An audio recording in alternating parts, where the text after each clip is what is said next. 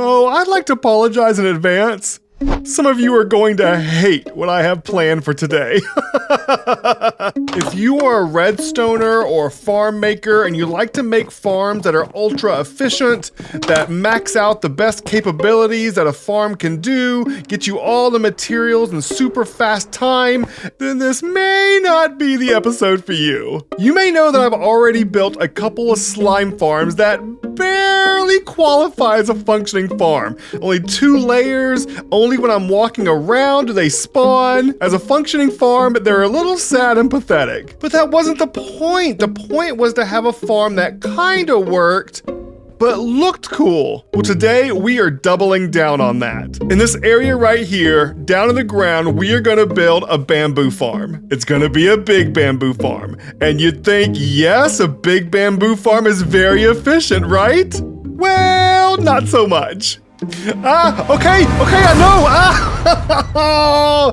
Okay, yeah, you guys sent those to me, right? Those of you right now hating on this farm idea sent those phantoms.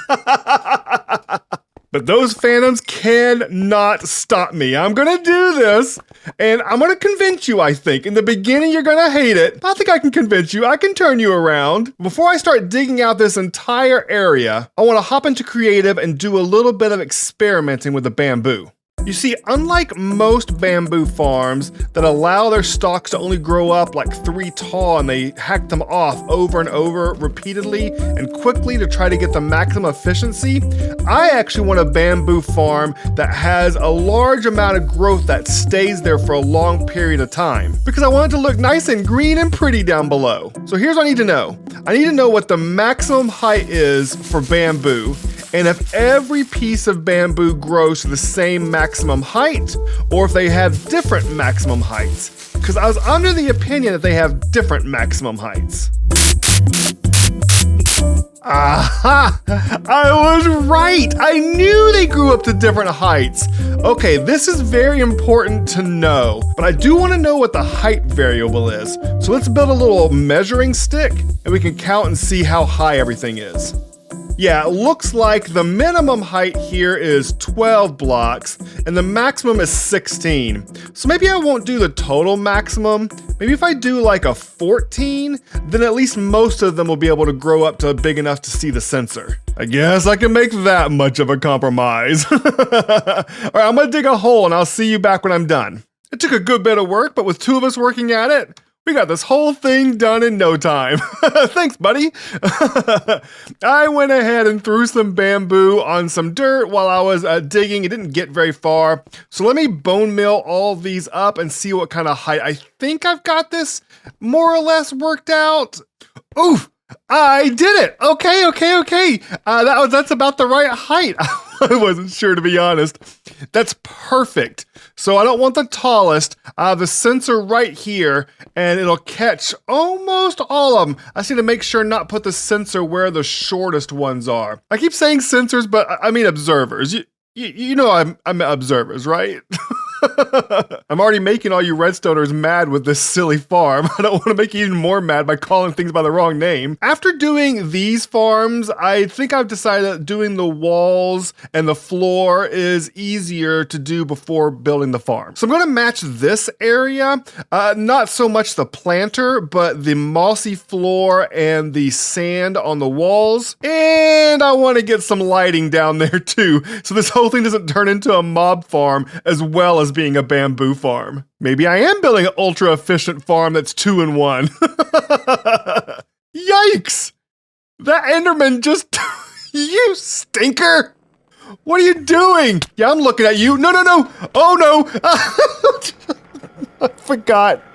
I just learned something amazing. My plan was to put dirt where the bamboo goes, but the bamboo grows on moss. I was a little worried about how green this place was going to be because I am going to use some water to move all the items around. So not having to use dirt is amazing. And now we've arrived at that moment that so many of you have been waiting for, the redstone. But before we talk about redstone, I would like to talk about flying machines on Bedrock. Because in my opinion, they're trash. I've seen the tutorials, and I know that lots of you have used them to great success, but I find that on a server like Truly Bedrock, where there's lots of farms and activity and things going on, that the little bits of lag here and there just totally mess up the flying machines. An entire forest of bamboo under the glass getting mowed down occasionally would look amazing. That sounds incredible to me, but it's just not worth the headache. So I'm gonna go with this method. But feel free, send me your opinions, send me your suggestions. I'd love to hear them, but I think this is gonna be the best choice for me. First, we'll go up 1 block. We'll add a piston. Put a block behind that with some redstone. Then we will stair step our way up using glass and redstone dust with a couple temporary blocks and an observer facing, this way. And that's it. That's the whole shebang. The bamboo goes here, and it'll grow and grow and grow, and then when it goes in front of the observer, it'll send a signal down, triggering this piston and about 4 more on both sides of it. So like I said, I only need about 3 observers, maybe 4, depending on the spacing, to be able to trigger all the pistons along the row. And I'm doing them in groups like this because I don't want the entire thing to go at once, because then we'll clog up our collection system. Oh right, the collection system. I almost forgot. Let me go ahead and get the rest of these pistons and bamboo and stuff set up, and then we'll start working on the collection system that'll sweep everything away and take it all the way up to the top. So I know it's a problem. I know that when bamboo grows to full height and gets broken, it scatters all over the place. Some of it landing on the main platform where it came from, I can't get away from that. But I would like most of it to land here in the middle where the water will be flowing later.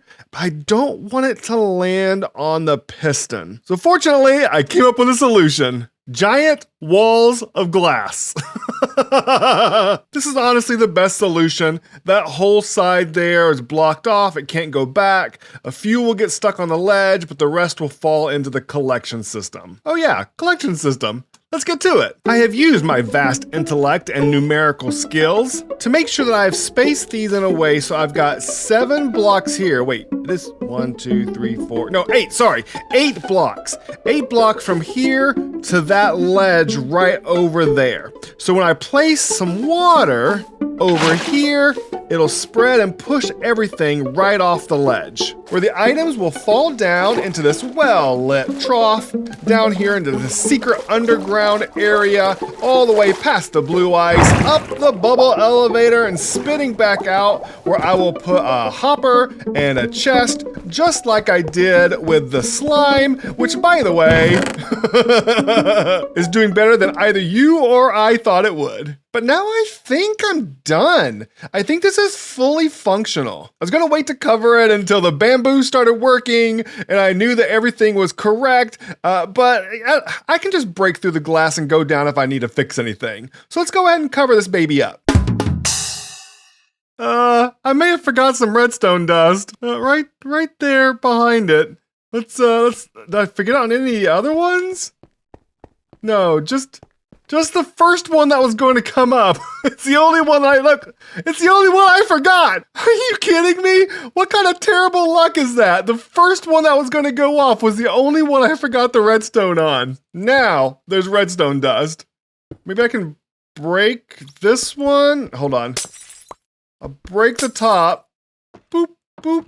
Nope, come on, break. Okay, there we go. And then, oh, okay, it worked. By breaking it, it triggered it and it went. Okay, well, it didn't do this one on the side, but I'm not mad at that. And the reason why is because I realize that as it starts breaking, it's going to look less decorative. I already did something against that to try to improve that situation.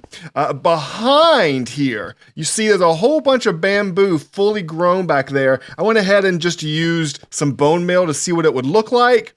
Those are on the other side of the pistons. So decorative wise, the walls will always have bamboo running along it. And I'm actually okay with this last one being left. That will mean that we'll have quite a bit of bamboo still here decorative, which, you know, is the point of this whole thing.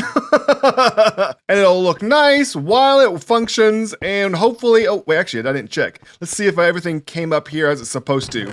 Hey, there we go. I took one last look at this and wanted to make a change. I really didn't like the observers just kind of floating up in the air, so I added some moss blocks along on that layer, and I think that did the trick.